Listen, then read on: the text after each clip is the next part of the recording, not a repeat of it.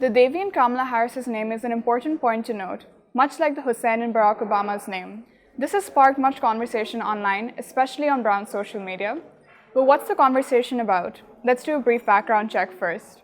Joe Biden announced August 11, 2020, that he had chosen Kamala Harris as his running mate for the upcoming elections. She is the first black woman and first person of Indian origin to be chosen for national office by a major party. Kamala Harris was born in California in 1964 to immigrant parents from Jamaica and India. Her mother, Shyamala Gopalan, hails from Chennai, India, and was a breast cancer scientist, while her father, Donald Harris, was from Jamaica and was a professor at Stanford University. Harris is a lawyer by profession and has been Senator for California since 2017, having previously served as California Attorney General before that. She announced January 2019 that she'd be running for president, but dropped out in December due to lack of finances for her campaign.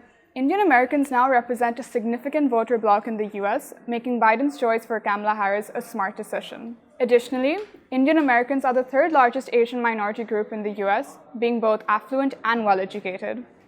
While Harris enjoys a significant amount of support from Indian Americans in the US, there are many points that she's made that may not sit well with right-wing Indians. Here's a video from October 2019.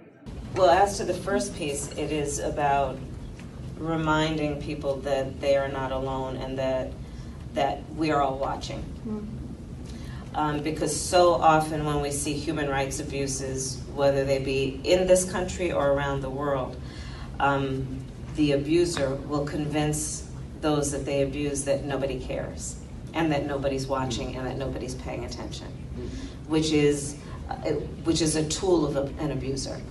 And so that is part of what I would say. We are watching. The second piece of it is, there's a lot that needs to happen. First of all, under this administration, they have decimated the State Department. Decimated it.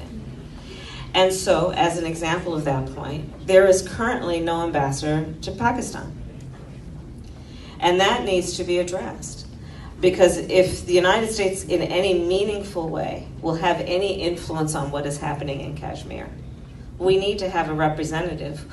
In 2019, Harris voiced her support for Kashmir when India passed the Citizenship Amendment Act. She backed the demand for intervention and urged India to end restrictions in Jammu and Kashmir. While her comments garnered support from progressive liberals in India and the US, her shifting narrative on several topics is a reminder that politicians can change their stance as they please.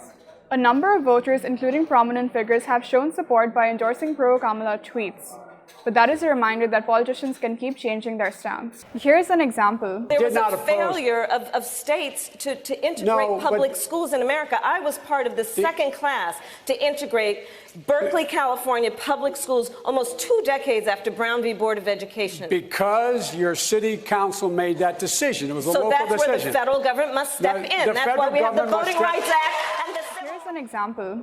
She is now Biden's running mate, but he hasn't changed any of the policies Kamala criticized him for previously.